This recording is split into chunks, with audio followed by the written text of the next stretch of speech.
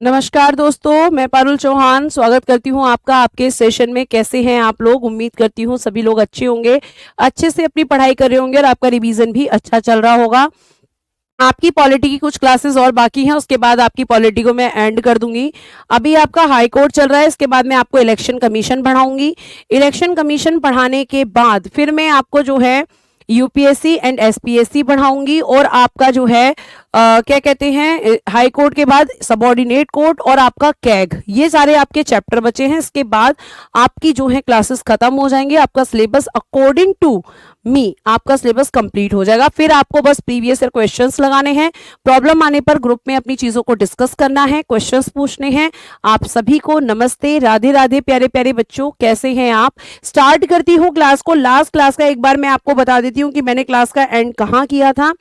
ठीक है, मैंने आपको लास्ट क्लास में बताया था न्यायाधीशों का स्थानांतरण, यानी कि आर्टिकल 222, आर्टिकल 222, जिसमें मैंने आपको बताया था न्यायाधीशों का स्थानांतरण। क्या बताया था? न्यायाधीशों का स्थानांतरण। ठीक है, ये मैंने आपको बताया था ट्रांसफर ऑफ जजेस कैसे होता है। तो मैंने आपको बताया था कि हाई कोर्ट के जजेस का एक हाई कोर्ट से दूसरे हाई कोर्ट में ट्रांसफर होता है और ये आर्टिकल 222 में आपका दिया गया है। साथ साथ बच्चों मैंने आपको ये भी बताया था, कि भाई जो आपका हाई कोर्ट है, इस हाई कोर्ट में किस तरीके से आपका स्थानांतरण यानी कि ट्रांसफर जजेस का किया जाता है। जी, सिलेबस खत्म होने के बाद आपको कंबाइंड पीडीएफ मिलेंगी, बिल्कुल मिलेंगी गुड्डू कुमार और बाकी बच्चे। ठीक है, उत्तम, गजेंद्र, शीलू, शुभम, विनीता, संजीत, अभिषेक, आरती, रंजू, सभी को गुड आफ्टरनून। चलिए अब स्टार्ट करते हैं क्लास को। और एक अगली चीज मुझे आपको बतानी है कि जिस तरीके से सुप्रीम कोर्ट के जजेस पर रिस्ट्रिक्शंस होते हैं आफ्टर रिटायरमेंट, ठीक है, जिस तरीके से उच्चतम न्यायालय के न्यायाधीशों पर प्रतिबंध लगाए जाते हैं, ऐसे ही हाई कोर्ट के जजेस पर भी कुछ रिस्ट्रिक्शंस होते हैं, कुछ प्रतिबंध होते हैं। आर्टिकल और अनुसूची, अच्छा हाँ आपका अनुसूची रह गया, अनुसूची भी बता दूंगी, कोई दिक्कत नहीं है। सब जब तक कंप्लीट नहीं होगा अर्चना, तब तक बैच क्लोज नहीं होगा, सो डोंट वरी, अनुसूची भी मैं कराऊंगी। आर्टिकल्स तो बेटा साथ में ही चल रहे हैं। फिर इंपॉर्टेंट आर्टिकल्स की एक पीडीएफ मैं आपको डलवा दूंगी, जो कंबाइंड पीडीएफ होगी, जिसमें सारे इंपॉर्टेंट आर्टिकल्स होंगे जो एक साथ होंगे। ठीक, आगे चलिए। आर्टिकल 222 हो गया। उसके बाद आपको लिखना है कि उच्च न्यायालय के न्यायाधीशों पर प्रतिबंध, उच्च न्यायालय के न्यायाधीशों पर प्रतिबंध, उच्च न्यायालय के न्यायाधीशों पर प्रतिबंध, रिस्ट्रिक्शन ऑन जजेस ऑफ हाई कोर्ट, लिख दीजिएगा, रिस्ट्रिक्शन ऑन जजेस of high court, restriction on judges of high court, on judges of high court। ठीक है, उच्च न्यायालय के न्यायाधीशों पर प्रतिबंध। अब ये जो प्रतिबंध होता है, ये जो रिस्ट्रिक्शन होता है, आखिर क्या रिस्ट्रिक्शन होता है? ठीक है, क्या रिस्ट्रिक्शन होता है? तो ध्यान से सुनना कि अगर हम बात करते हैं तो आपको लिखना है उच्चतम न्यायालय के सिवाय, लिखना उच्चतम न्यायालय के सिवाय, यानी कि सुप्रीम कोर्ट, उच्चतम न्यायालय के सिवाय, इंग्लिश में लिखिएगा सुप्रीम, पहले लिख लो सुप्रीम कोर्ट, कंफ्यूज मत हो जाना। उच्चतम न्यायालय के सिवाय यानी कि इसके अलावा, सिवाय का मतलब है इसके अलावा, जो आपका सुप्रीम कोर्ट है, सुप्रीम कोर्ट के सिवाय। ठीक है, अच्छा मैंने आर्टिकल नहीं लिखा है, लिख देती हूं, आर्टिकल 220। ठीक है, न्यायाधीशों पर प्रतिबंध, अनुच्छेद 220। वेरी गुड, जिस बच्चे ने ये कमेंट किया था उनका नाम है आशुतोष कुमार। उच्चतम न्यायालय, ठीक है, उच्चतम न्यायालय, दोनों को एक साथ लिख लो, उच्चतम न्यायालय तथा हाई कोर्ट के सिवाय, ऐसे करना, शॉर्ट करते हैं थोड़ा, उच्चतम न्यायालय तथा उच्च न्यायालय, उच्च न्यायालय, उच्च न्यायालय यानी कि हाई कोर्ट, उच्चतम न्यायालय तथा उच्च न्यायालय के सिवाय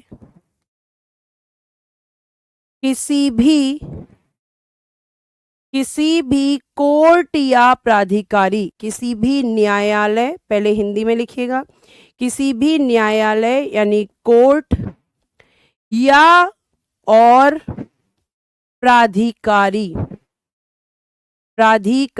यानी कि अथॉरिटी, ठीक है, प्राधिकारी सिवाय किसी भी न्यायालय या प्राधिकारी के अधीन यानी कि अंडर के अधीन वकालत या कार्य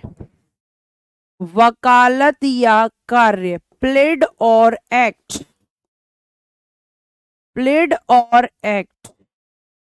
वकालत या कार्य नहीं कर सकता,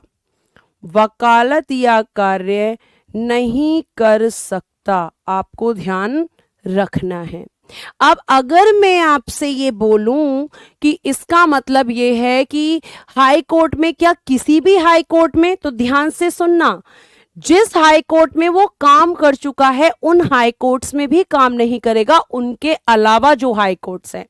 जैसे अगर कोई व्यक्ति है, मान के चलो, ध्यान से सुनना, इनका नाम है, एक व्यक्ति हैं और ए इनका नाम है, ये ए नाम के व्यक्ति जो हैं, ध्यान से सुनना, ये बी हाई कोर्ट में काम कर चुके हैं, ठीक है, और सी हाई कोर्ट में भी काम कर चुके हैं, तो ये कभी भी बी और सी हाई कोर्ट में काम नहीं करेंगे। ये इनके अलावा जैसे डी हो गया, ई हो गया, एफ हाई कोर्ट हो गया, वहां पर तो काम करेंगे, लेकिन बी और सी में कभी नहीं करेंगे, क्योंकि इसमें ये रिटायर होने से पहले ही काम कर चुके होंगे।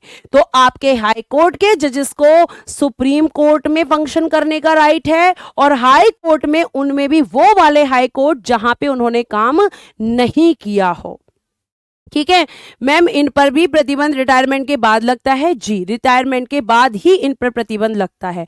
अगर ये त्यागपत्र देते हैं, मतलब जब ये नौकरी से हट जाते हैं, जब ये जज के पद से हट जाते हैं, तब उन पर ये आपके रिस्ट्रिक्शन रहते हैं, चाहे वो अपनी मर्जी से हटें या फिर उनका रिटायरमेंट कंप्लीट होने के बाद हटें। उस पद से हटने के बाद उन पर ये रिस्ट्रिक्शंस रहेंगे और ये उनको फॉलो करने पड़ते हैं।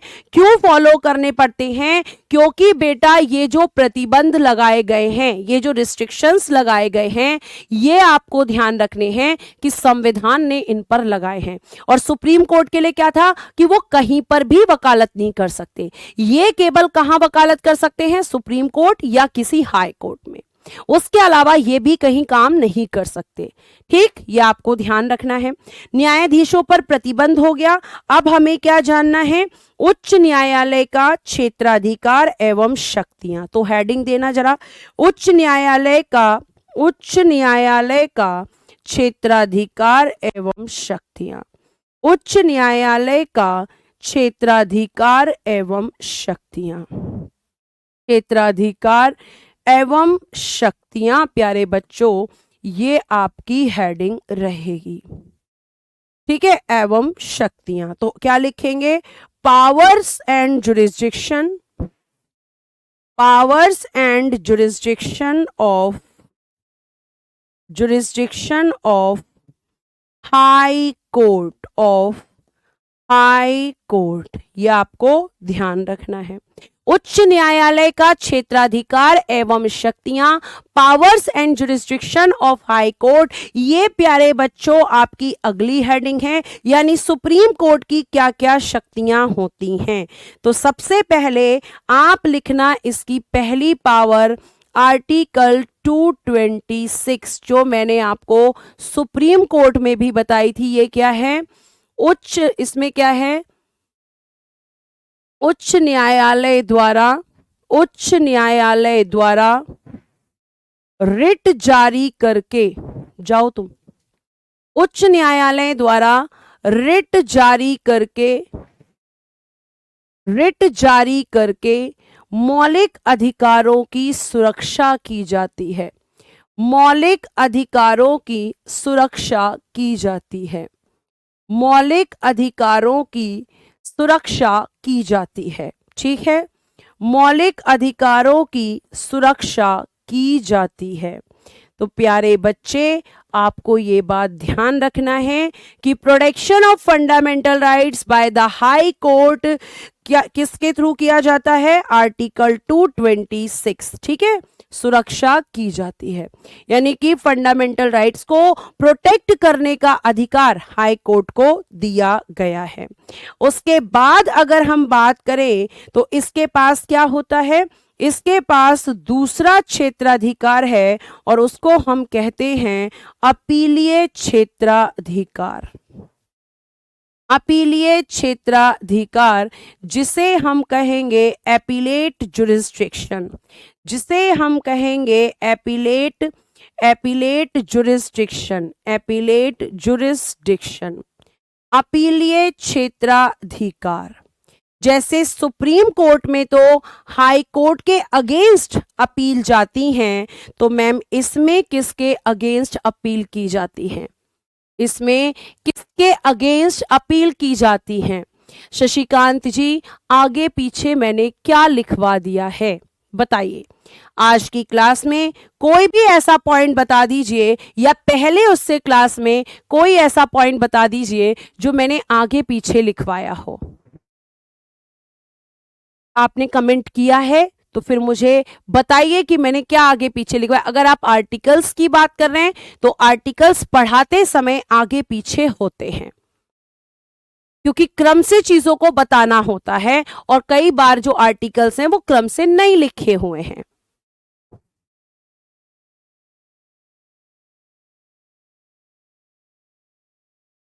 ठीक है, तो कुछ भी आप लोग बोल देते हैं और बस कि आगे पीछे क्या लिखवा दिया भाई।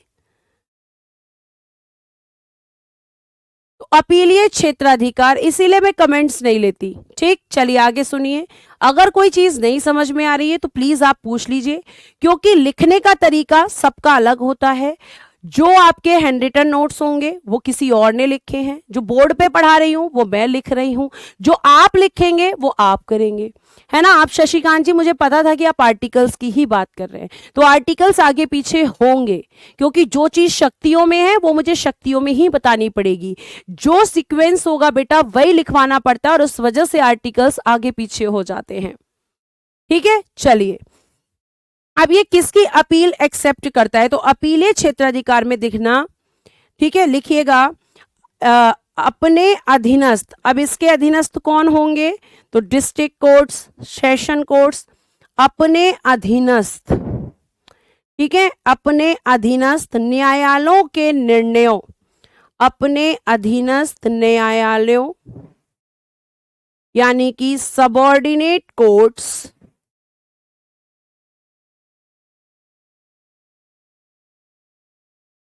अधीनस्थ न्यायालयों के निर्णयों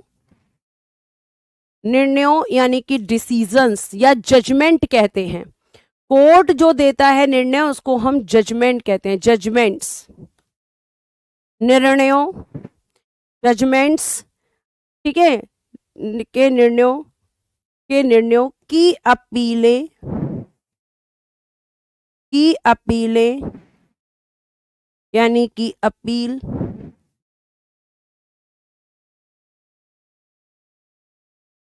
की अपीलें सुनते हैं।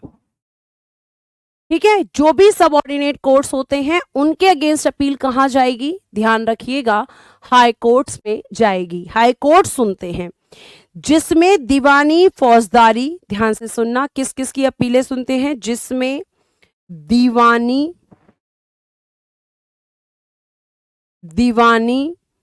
किसको कहते हैं? इंग्लिश में क्या बोलेंगे? ठीक है अनूप, अभी रुक जाइए, दोबारा समझा देती हूं, अभी थोड़ा पेशेंस रखिए, इसे कंप्लीट करने दीजिए, फिर मैं आपको समझा देती हूँ। आर्टिकल 220, जिसमें दीवानी, ठीक है, दीवानी को कहते हैं बेटा सिविल केसेस, जिसमें दीवानी, ठीक है, दीवानी फौजदारी यानी कि क्रिमिनल जिसमें दीवानी, फौजदारी और राजस्व संबंधी मामले और राजस्व यानी कि रिवेन्यू मतलब भूमि से संबंधित, लैंड से रिलेटेड जो मैटर्स होते हैं, सिविल, क्रिमिनल, रिवेन्यू, ठीक है, संबंधी मामलों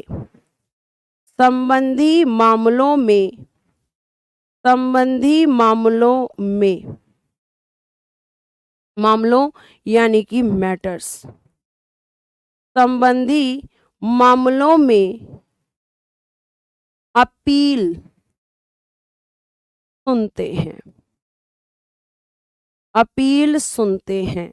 ये वो सारे मैटर्स हैं जिनके अगेंस्ट आप हाई कोर्ट में सबऑर्डिनेट कोर्ट्स की, ठीक है, आप क्या कर सकते हैं, हाई कोर्ट्स में सबऑर्डिनेट कोर्ट्स के अगेंस्ट अपील कर सकते हैं। किस किस मैटर में, सिविल मैटर में, क्रिमिनल मैटर्स में, और बेटा जी आपको ध्यान रखना है कि आपके रिवेन्यू रिलेटेड मैटर्स में अपील सुनते हैं। उसके बाद अगर मैं आपसे बात करूं तो एक लाइन को जरा नोट डालना और नोट डाल के लिखना कि वहां पे आपको क्या लिखना है, ध्यान से सुनिएगा, नोट डालना है और लिखना है। फौजदारी मुकदमों में, ध्यान से सुनिएगा बेटा, फौजदारी मुकदमों में यानी कि क्रिमिनल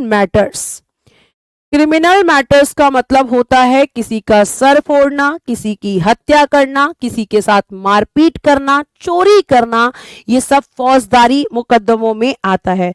तो फौजदारी मुकदमों में सत्र न्यायालय द्वारा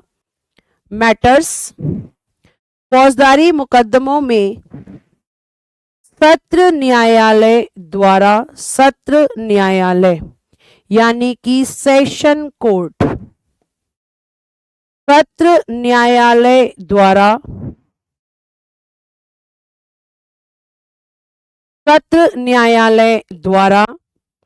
दिए गए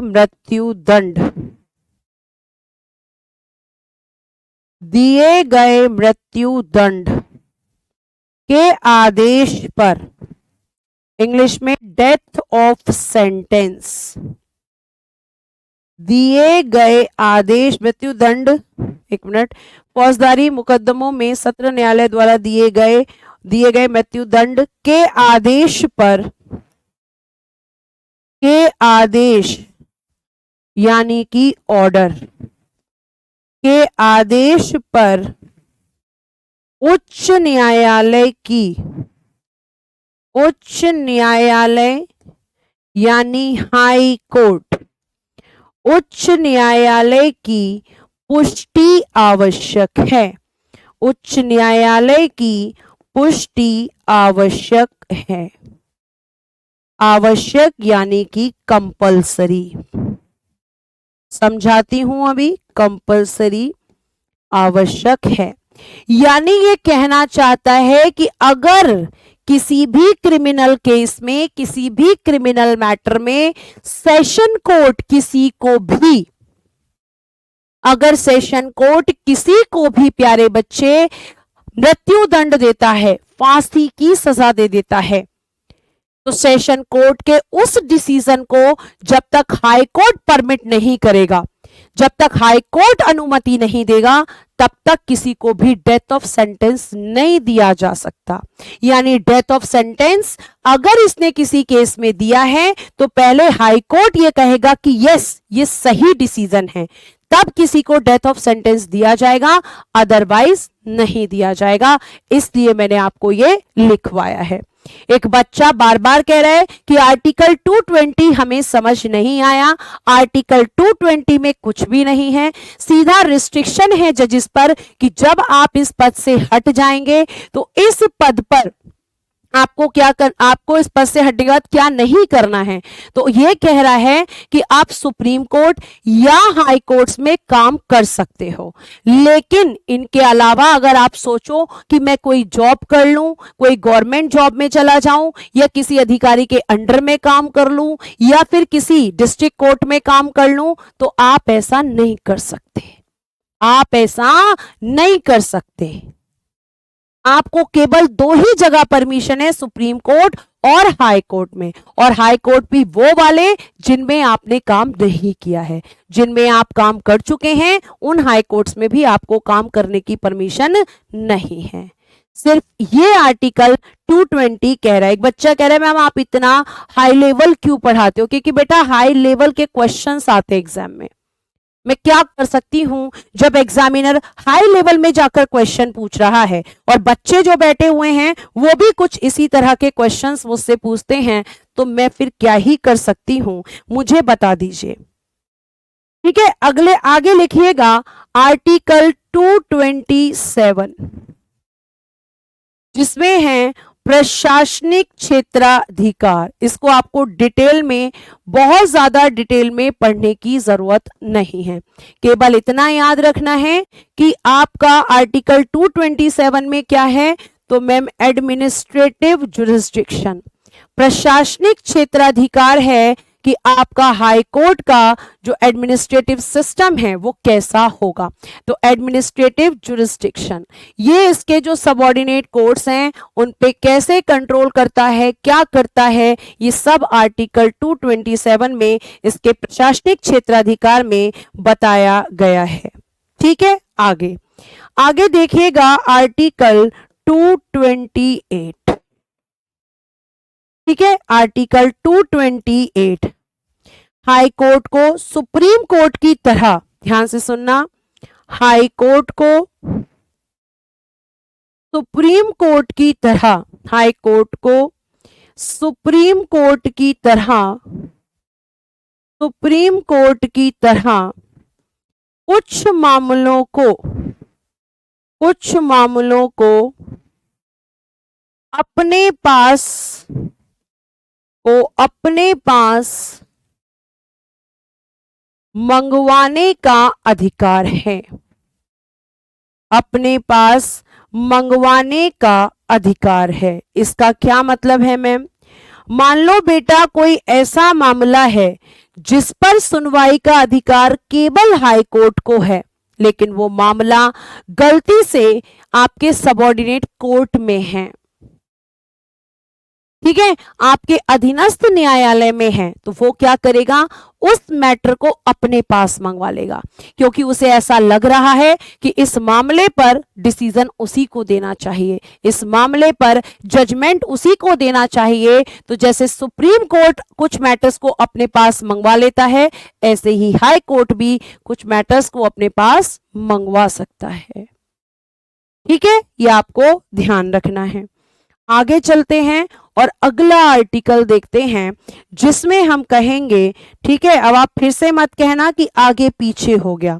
आर्टिकल 215 जिसे हम कहते हैं कोर्ट ऑफ रिकॉर्ड, ये मैं नहीं समझाऊंगी क्योंकि ये मैं पहले ही समझा चुकी हूं कि अभिलेख न्यायालय क्या होते हैं।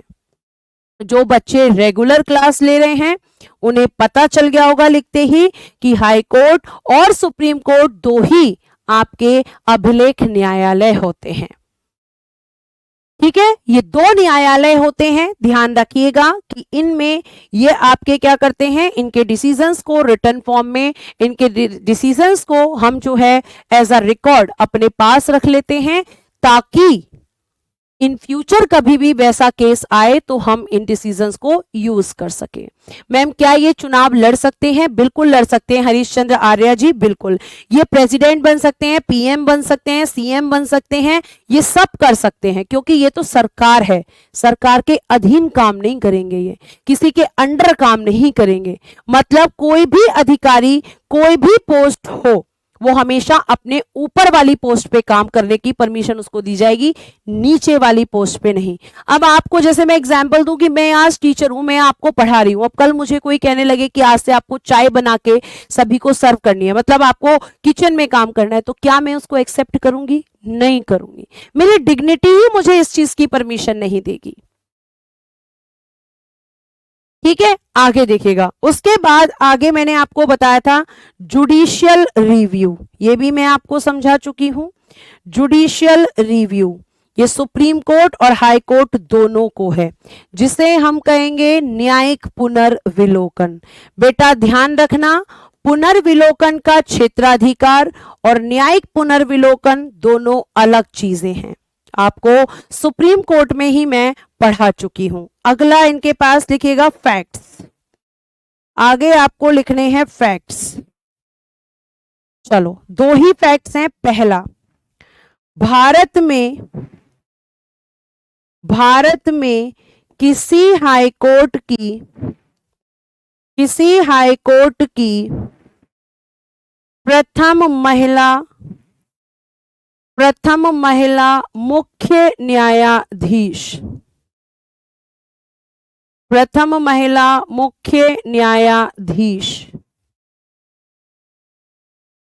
ठीक है, प्रथम महिला मुख्य न्यायाधीश यानी कि फर्स्ट चीफ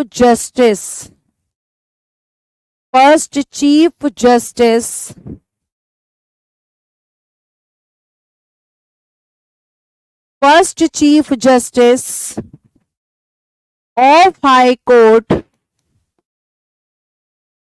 कौन है? लीला सेठ। ध्यान रखिएगा कि हाई कोर्ट में तो चीफ जस्टिस फीमेल बन चुकी हैं, लेकिन अभी तक सुप्रीम कोर्ट में फीमेल चीफ जस्टिस नहीं बनी है। ठीक है, तो ये आपका एक फैक्ट हो गया जो आपके हाई कोर्ट से पूछा जाता है। दूसरा, गुवाहाटी हाई कोर्ट का क्षेत्राधिकार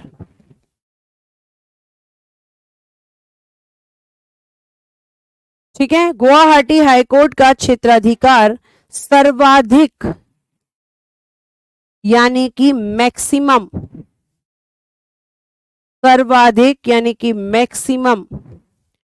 राज्यों पर है। मैंने आपको 6 लिखवाए हैं। ठीक है, 6 में देखना आपका सबसे ज्यादा किस में है। 6 में सबसे ज्यादा हाई कोर्ट में आपका गुवाहाटी हाई कोर्ट ऐसा है जिसका एक से ज्यादा तो 6 हैं, मतलब सबसे ज्यादा जो क्षेत्राधिकार है वो किसका है? तो आपको ध्यान रखना है कि राज्यों। ठीक है, ध्यान रखिएगा। आगे चल सकते हैं, आगे देखते हैं। और अब हम पढ़ेंगे बेटा, इसके बाद में आपका अगला चैप्टर जो कि बहुत आप लोग पूछते हैं, जिन्हें हम कहते हैं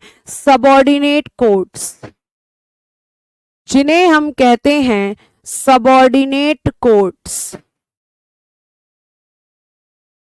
बहुत आप कंफ्यूज हो रहे हैं आज। कंफ्यूजन लेकिन ध्यान रखना उतना ही बताऊंगी जितना एग्जाम के पॉइंट ऑफ व्यू से जरूरी है। अधीनस्थ न्यायालय, यह आपका क्वेश्चन लगातार मुझसे आता रहता है कि ये क्या होते हैं। तो सबसे पहले आप सबऑर्डिनेट कोर्ट के बारे में एक लाइन लिखोगे कि सबऑर्डिनेट कॉन्स्टिट्यूशन के पार्ट 6 में ही है, भाग 6 में ही इनको भी रखा गया है।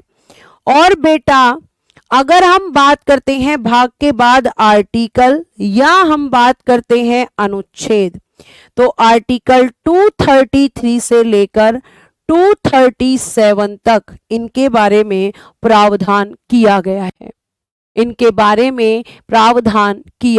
है। ठीक है, ये देख लीजिएगा, आपको यहां पे ध्यान रखना है। उसके बाद अगर हम बात करते हैं तो सबऑर्डिनेट कोर्ट किसको कहा जाता है, अगला प्रश्न हमारे दिमाग में उठता है। तो ध्यान रखना, हाई कोर्ट के अधीन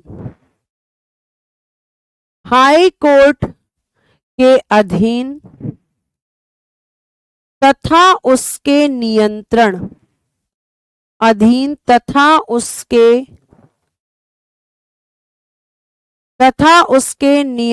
में कार्य करने वाले हाई कोर्ट के अधीन तथा उसके नियंत्रण में कार्य करने वाले न्यायालयों यानी कि कोर्ट्स को संविधान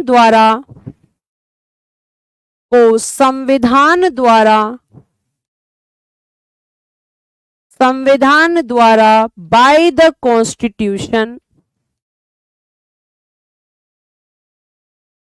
संविधान द्वारा अधीनस्थ न्यायालय, संविधान द्वारा अधीनस्थ न्यायालय यानी कि सबऑर्डिनेट कोर्ट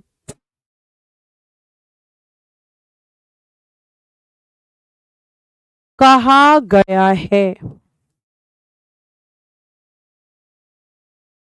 क्लियर है? ये आपको ध्यान रखना है।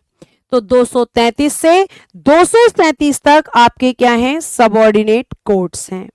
अब एक और लाइन लिखो ताकि आपको देखो लिखने का काम क्या करना है, सिर्फ और सिर्फ इसलिए लिखवाया जाता है कि चीजें आपके पास रहें, ताकि आप कभी भी अगर अपने नोट्स उठाकर देखें तो आपको पढ़ने में दिक्कत ना हो। वरना ये बहुत शॉर्ट में भी लिखा जा सकता है कि हाई कोर्ट जो है उसके अंडर के आगे दो चीजें, अंडर और नियंत्रण, ये अगर रहेंगे तो उनको सबऑर्डिनेट कोर्ट कहेंगे। ठीक है, इसको शॉर्ट में भी लिख सकते हैं, लेकिन अगर इतना शॉर्ट हम लिखेंगे तो फिर हमें अभी तो समझ में आ जाएगा क्योंकि अभी ताजा ताजा याद रहेगा, लेकिन जब हम फ्यूचर में कॉपी उठा के पढ़ने की कोशिश करेंगे तो हमें समझ में नहीं आएगा। तो ये सीधा कह रहे हैं कि जो भी कोर्ट हाई कोर्ट के नीचे काम करते हैं और उन पे हाई कोर्ट का, ध्यान से सुनिएगा, हाई कोर्ट का कंट्रोल रहता है तो उनको बेटा हम क्या कहेंगे? सबऑर्डिनेट कोर्ट कहेंगे। उन्हें हम अधीनस्थ न्यायालय कहेंगे, उन्हें हम सबऑर्डिनेट कोर्ट्स कहेंगे। ध्यान से सुनना, भारत के, ये भी बहुत समझने वाली बात है, भारत के, ये क्या आ रहा है विकास हाथ में, ये क्या हो गया?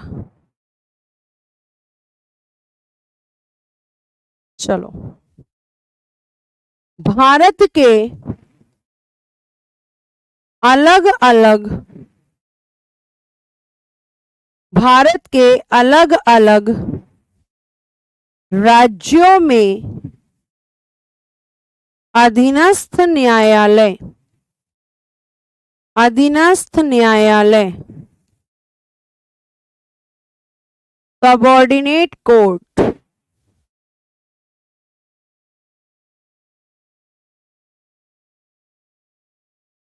ठीक है, अधीनस्थ न्यायालय, अधीनस्थ न्यायालयों करना, अधीनस्थ न्यायालयों के अलग अलग नाम तथा स्तर हैं, किंतु इनका गठन, किंतु इनका गठन यानी कि फॉर्म्ड तथा कार्यप्रणाली,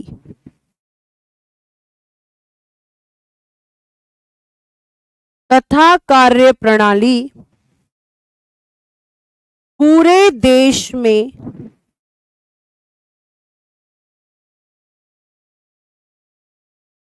लगभग एक समान है, लगभग एक समान है। ध्यान से सुनो क्या लिखा है, लाइन को पढ़ो, बहुत साधारण शब्दों में मैंने लिखा है कि आपको ध्यान रखना है कि यहां पे लिखा है कि भारत के अलग अलग राज्यों में अधीनस्थ न्यायालयों के अलग अलग नाम और स्तर हैं, नाम अलग हैं और लेवल अलग हैं, लेकिन इनका गठन और इनका कार्य करने का जो तरीका है वो पूरे देश में लगभग समान है। ठीक है, ये आपको ध्यान रखना है। ठीक है प्रीति, टॉपिक से हटके आपका क्वेश्चन है, इतना कॉपी पेस्ट मत करिए, थोड़ी देर पेशेंस रखिए, लास्ट में दूंगी आंसर। ठीक है, तो ये आपको ध्यान रखना है कि भले ही इनका नाम अलग हो लेकिन इनका कार्यप्रणाली और इनका गठन एक ही तरीके से किया जाता है। अब देखना, अधीनस्थ न्यायालय, ध्यान से सुनना, अधीनस्थ न्यायालय, अधीनस्थ न्यायालय यानी कि सबऑर्डिनेट कोर्ट, अधीनस्थ न्यायालय यानी कि सबऑर्डिनेट कोर्ट, जिला स्तर यानी डिस्ट्रिक्ट लेवल,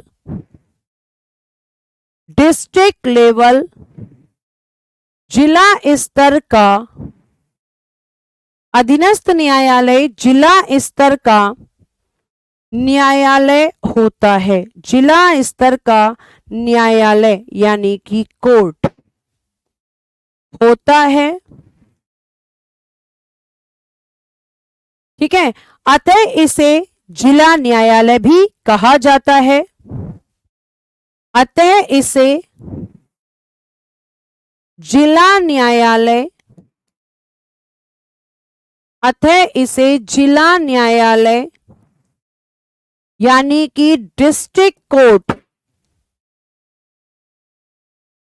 अतः इसे जिला न्यायालय भी कहा जाता है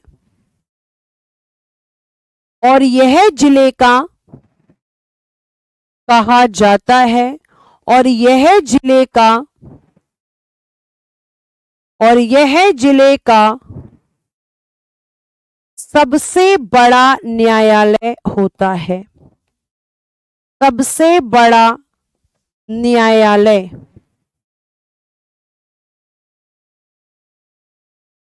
होता है।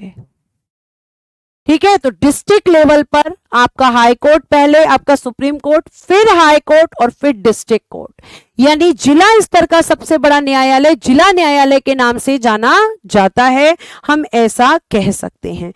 अब ये जो जिला न्यायालय होता है प्यारे बच्चों, इस जिला न्यायालय के बारे में एक चीज और जान लो कि ये जो जिला न्यायालय होता है इसमें 3 तरह के चीजें होती हैं।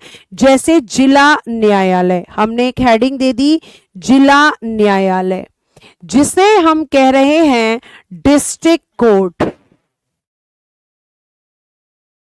District court. ठीक है, जिला न्यायालय। अब इसके बारे में जरा ध्यान से सुनना। जिला न्यायालय का प्रधान जिला न्यायाधीश होता है, लिखना जिला न्यायालय का प्रधान यानी कि हेड, जिला न्यायालय का प्रधान यानी कि हेड जिला न्यायाधीश होता है, जिला न्यायाधीश यानी कि डिस्ट्रिक्ट जज, जिला न्यायाधीश होता है। अब ये जो डिस्ट्रिक्ट कोर्ट है इसका न्यायालय जिला न्यायाधीश कौन होता है, इसका प्रधान होता है। अब ये जो जिला न्यायाधीश है, ठीक है, उसके बारे में भी बताऊंगी, लेकिन इससे पहले आप ये जानो कि इस डिस्ट्रिक्ट कोर्ट में, ये जो डिस्ट्रिक्ट कोर्ट है इसमें किस तरह के मैटर्स आते हैं। तो ये आपके दीवानी मामलों की भी सुनवाई करता है, इसमें दीवानी मामले आते हैं।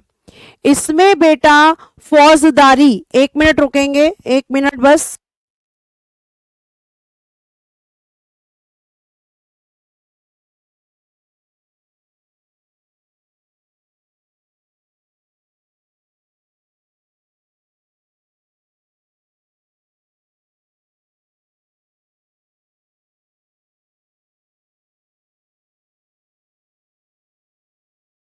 इसमें आपके बेटा दीवानी मामले आते हैं यानी कि सिविल केसेस।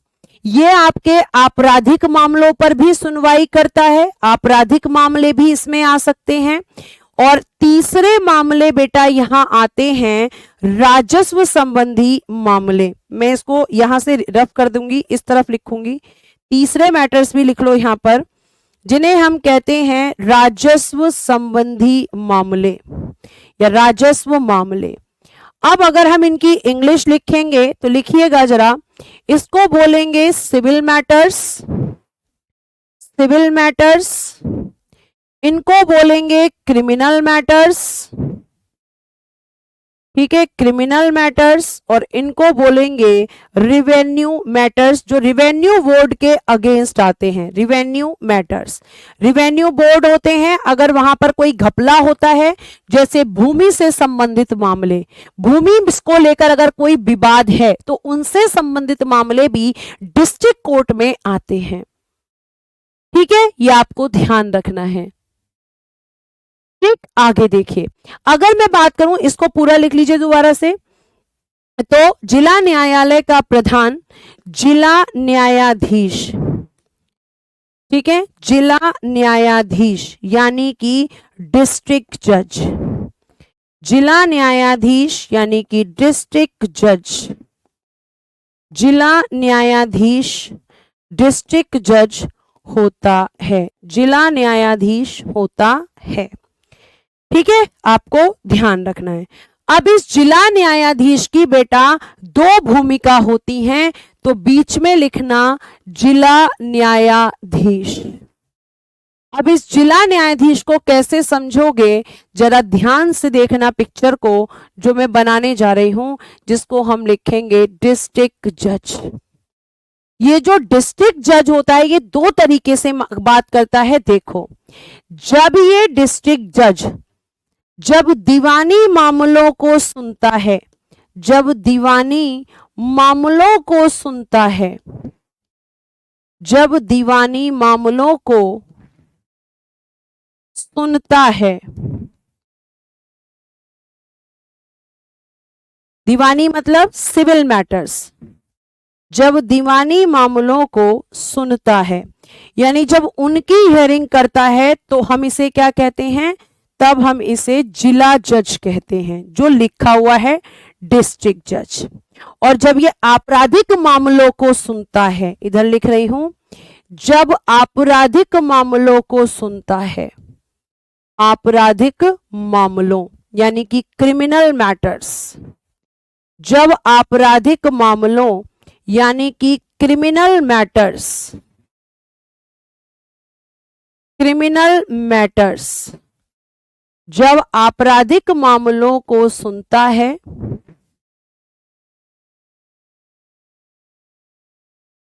तब सत्र न्यायाधीश कहते हैं, तब सत्र न्यायाधीश यानी कि बेटा उस समय ये एक सेशन जज की तरह काम करता है।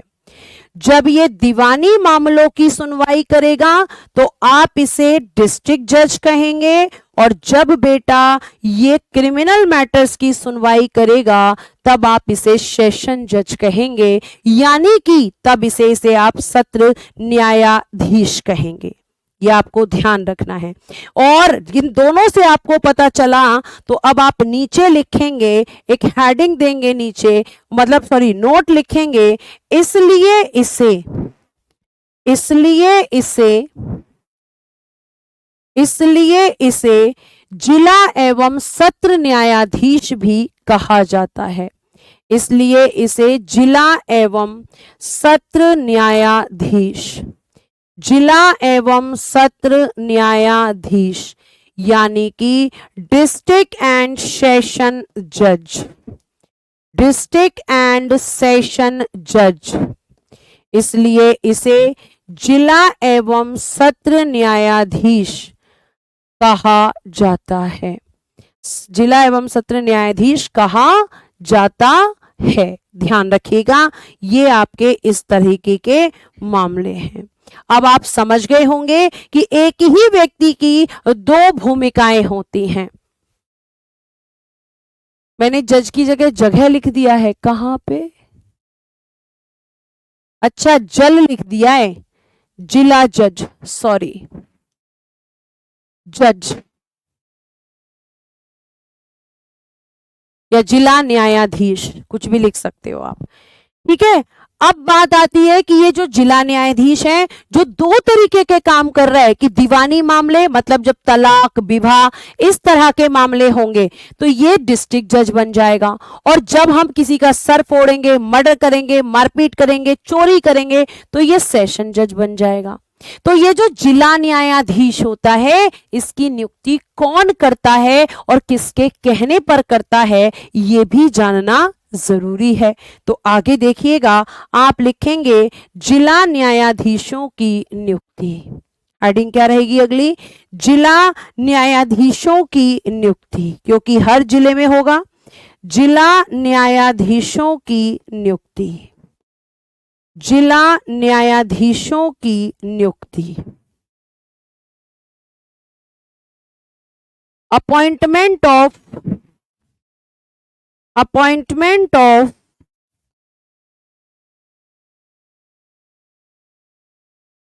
अपॉइंटमेंट ऑफ डिस्ट्रिक्ट जज,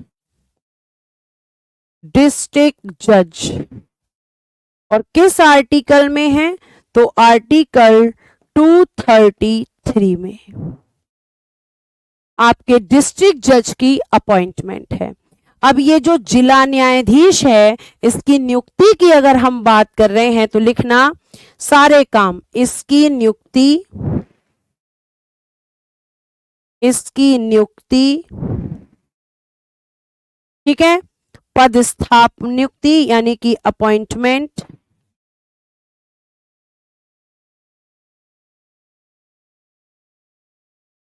पदस्थापना तथा प्रोन्नति, तथा प्रोन्नति, प्रोन्नति का मतलब होता है प्रमोशन, प्रोन्नति, प्रमोशन, ठीक है। इसकी नियुक्ति, पदस्थापना, प्रोन्नति उस राज्य के राज्यपाल, उस राज्य के राज्यपाल, अभी पीछे कर दूंगी स्लाइड, 2 मिनट रुक जाइएगा।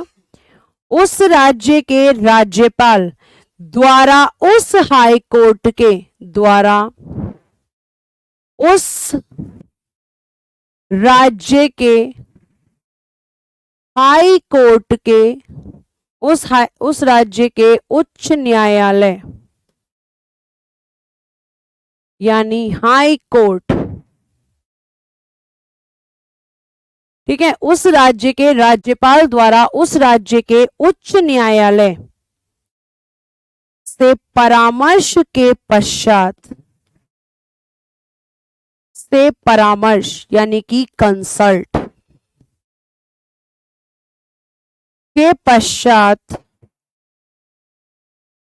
के पश्चात, के पश्चात किया, के पश्चात किया जाएगा, के पश्चात किया जाएगा।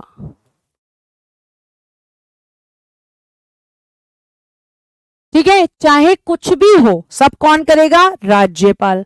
लेकिन राज्यपाल अपनी मर्जी से नहीं, इसको लिख लीजिए और फिर मैं आगे करती हूं और फिर मैं आपको बताऊंगी कि जिला न्यायाधीश की योग्यता क्या होती है। और फिर मैं आपको थोड़ा सा लिखवा दूंगी कि आपका राजस्व न्यायालय, कोर्ट ऑफ रिवेन्यू, जब ये कोर्ट ऑफ रिवेन्यू की तरह काम करता है तो उसमें कौन से मामले आते हैं, उसके बारे में सिर्फ उतना ही जानना जरूरी है। ज्यादातर बच्चे जो पूछते हैं वो ये पूछते हैं कि सेशन जज कौन होते हैं, डिस्ट्रिक्ट जज कौन होते हैं, उनको अपॉइंट कौन करता है, उनका प्रमोशन कौन करता है। सारे काम बेटा राज्यपाल करते हैं, लेकिन राज्यपाल अपनी मर्जी से नहीं करेंगे। उस राज्य के जो हाई कोर्ट होगा, उस राज्य का, उस हाई कोर्ट के जो जजेस होंगे वो उनको कंसल्ट करेंगे, देन वो इनको अपॉइंट करेंगे, वो इनकी नियुक्ति करेंगे। ये इसका प्रोसीजर होता है। अब आगे लिखिएगा, जिला न्यायाधीश की योग्यता, लिखिएगा जिला न्यायाधीश की योग्यता, जिला न्यायाधीश की योग्यता। क्वालिफिकेशन ऑफ डिस्ट्रिक्ट जज, क्वालिफिकेशन ऑफ डिस्ट्रिक्ट जज, ऑफ डिस्ट्रिक्ट जज। कल मैं आपको पढ़ाऊंगी कैग, कल मैं आपको पढ़ाऊंगी कैग बेटा, ठीक है। क्वालिफिकेशन ऑफ डिस्ट्रिक्ट जज, जब हम इसकी बात करते हैं तो लिखना जिला न्यायाधीश के पद पर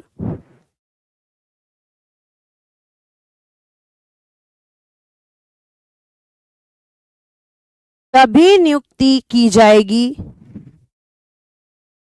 पर तभी नियुक्ति की जाएगी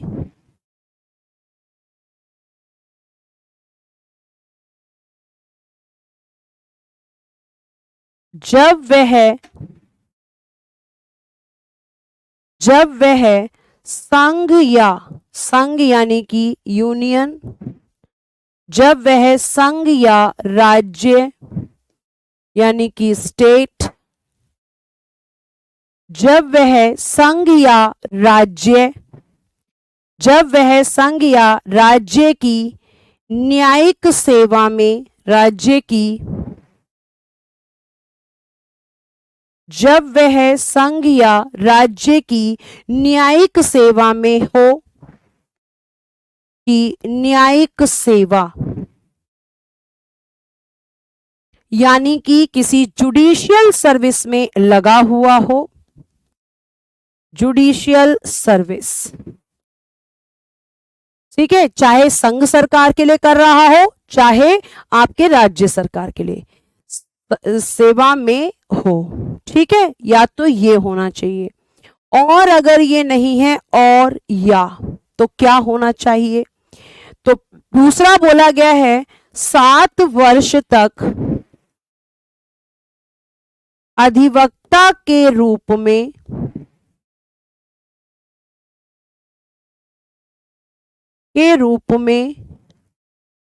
कार्य किया हो,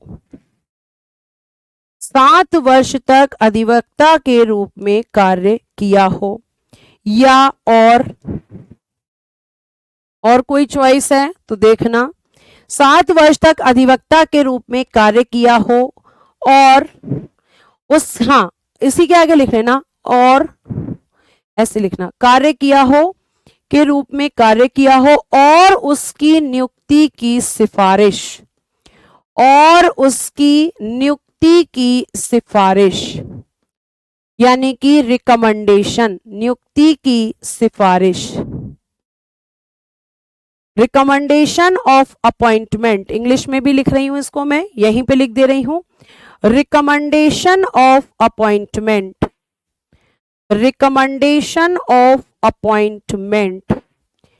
ठीक है, और उसकी नियुक्ति की सिफारिश